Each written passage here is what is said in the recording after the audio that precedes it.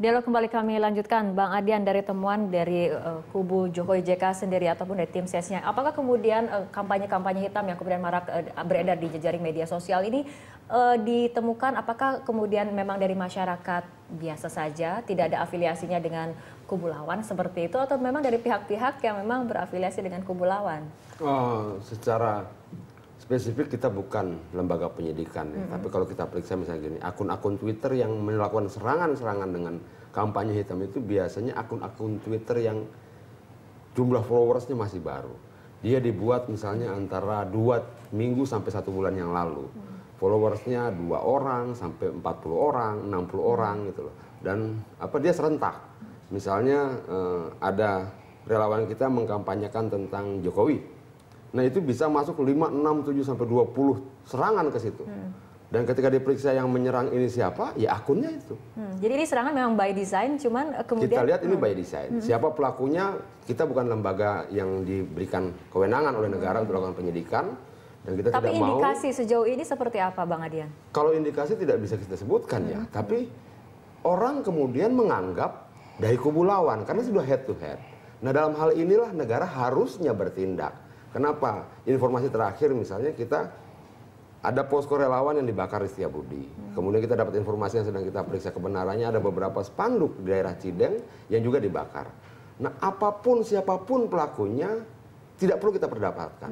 Tapi dalam situasi ini negara tidak boleh berdiam diri. Apalagi kalau dia sudah menjurus pada tindakan-tindakan fisik. Jangan sampai terjadi pembiaran seperti tahun 98. Misalnya di bawah kan sama-sama panas misalnya. Masing-masing capres punya pendukung.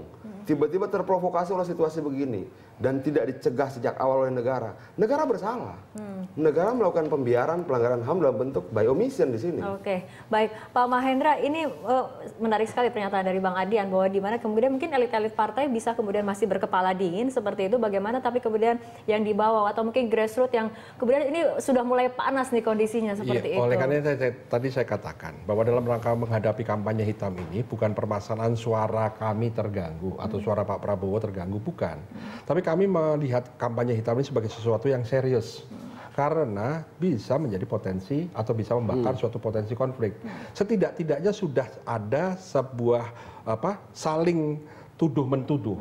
Dan memang model-model semacam ini. Prabowo juga kemudian ada indikasi kecurigaan bahwa black campaign ini ditujukan untuk kubu lawan seperti itu? Kubunya ada dua ya. Head to head ya? Karena sudah head to head, pasti demikian. Tetapi kita tetap mencoba untuk berwawasan bijaksana. Karena bukan tidak mungkin ada yang ingin mengadu domba kedua pihak ini. Ingin mengambil keuntungan tersendiri.